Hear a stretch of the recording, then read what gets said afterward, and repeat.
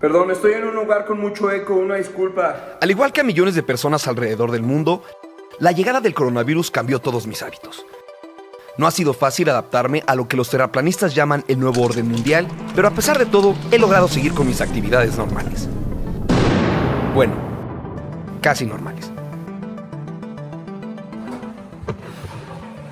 No, sí, aquí seguimos, licenciado. Para no deprimirme intento ver noticias, solo lo necesario. Pero hay dos problemas.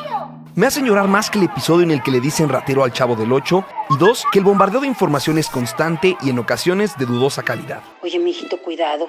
Fíjate que el gobierno planea inyectar una falsa cura para contagiar a la población con COVID. Tía, el gobierno no va a lanzar nada porque ni siquiera han encontrado la cura para el COVID. No tienen nada que lanzar. Gracias a gente como mi tía Esther, me di cuenta que además del COVID-19 hay otra epidemia casi tan peligrosa esparciéndose simultáneamente. Una amenaza silenciosa como un pedo silencioso, pero peligrosa como un pedo silencioso. Estoy hablando de las fake news o noticias falsas, fenómeno conocido en la comunidad científica como trastorno informativo agudo o mal de tía. Yo soy Ricardo Farril y esta es La Otra Pandemia, Fake News. Alarmado, decidí consultar mi biblioteca personal y realizar una profunda investigación sobre el tema. ¿Qué son las noticias falsas? ¿Cómo surgieron? ¿Es cierto que el coronavirus se cura con vibraciones? ¿Es cierto que se están haciendo fiestas de contagios? ¿Se puede construir un respirador casero? ¿De verdad Bill Gates quiere inyectarnos microchips? ¿Es cierto que el COVID mató a Chuck Norris? Como el investigador que soy, decidí llegar al fondo de este asunto. El trastorno informativo agudo o TIA es un padecimiento que afecta a miles de personas con conexión a internet alrededor del mundo. Los síntomas varían, pero los más frecuentes son pérdida de sentido común, ingenuidad crónica y fanatismo irracional. Básicamente, creer en pendejadas. Se trata de una enfermedad sumamente contagiosa que afecta a gente de todas las edades, pero que tiene su mayor grupo de riesgo en las personas de edad avanzada.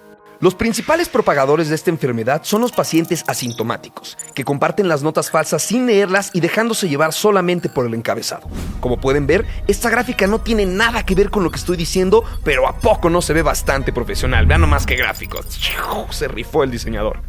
Para entender mejor esta otra pandemia, decidí hablar con Tania Montalvo, periodista de Animal Político y del sitio de chequeo de datos El Sabueso, quien me explicó que hay distintos tipos de noticias falsas. ¿Cuál podría decir que es la diferencia entre desinformación y misinformación? La misinformación es aquella que se genera en círculos quizá un poquito más pequeños y cotidianos. Estamos hablando, por ejemplo, tus chats de WhatsApp con tu familia, con tus amigos, con compañeros de oficina, en donde alguien recibe o ve por ahí una imagen que dice que si tomas tal cosa eres más fuerte, no te enfermas, etc. Y quizá tu abuelita te lo va a mandar para pedirte que por favor te tomes ese té todos los días. La desinformación es aquella que finalmente está hecha de origen, ¿no? Desde cero, para engañarte, para manipularte, para hacerte cambiar de opinión, para meterte ideas en la cabeza,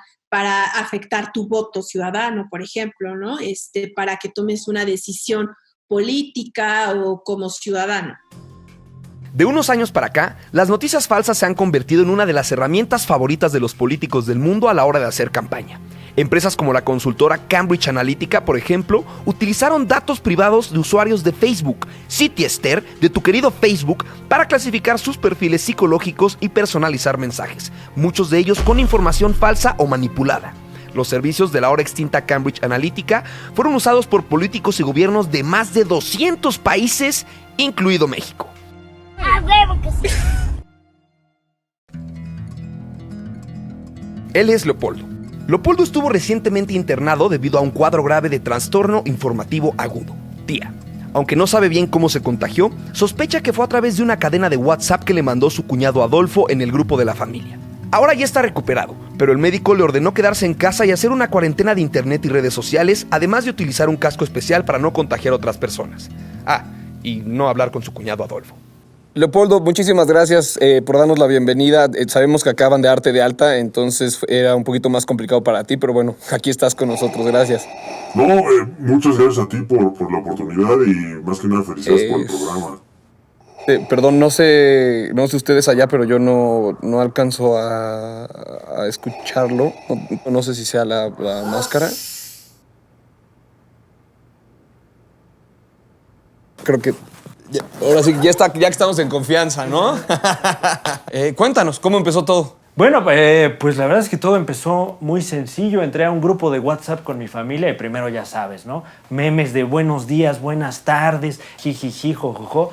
Y empezaron a distribuir las noticias falsas, que yo ni sabía que existían las noticias falsas. Yo creí que eso que se decía de las noticias falsas pues era falso, ¿no? Pero resultó que las noticias falsas, acerca de las noticias falsas, pues eran reales.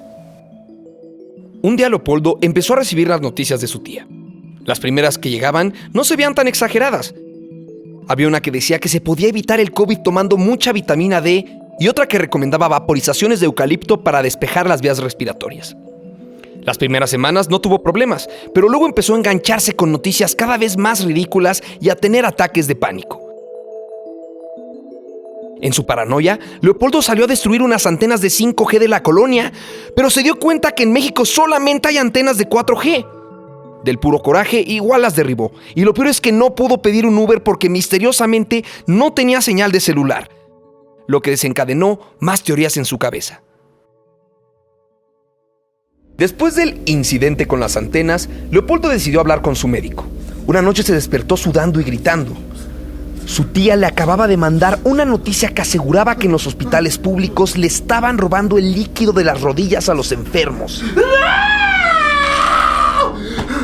¡No es cierto! ¡No es cierto! Lo dice para asustarme, pero yo sé que no es verdad. La experiencia de Leopoldo me llevó a preguntar, ¿cuál es la red por la que más se viralizan las noticias falsas? En donde más ocurre definitivamente es WhatsApp.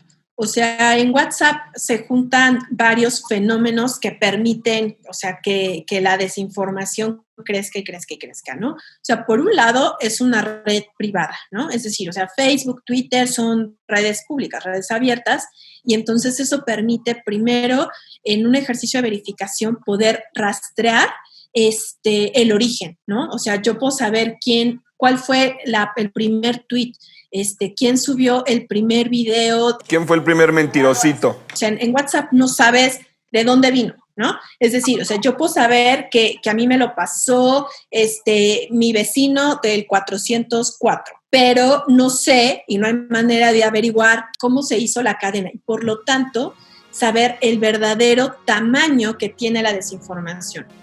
Lo que sí podemos saber son las características de una noticia sospechosa para evitar caer en ellas. Lo primero que hay que hacer es leer la nota completa y no solo el encabezado, tía Esther. Hay que fijarse también en el medio que la publica y en quién es el autor.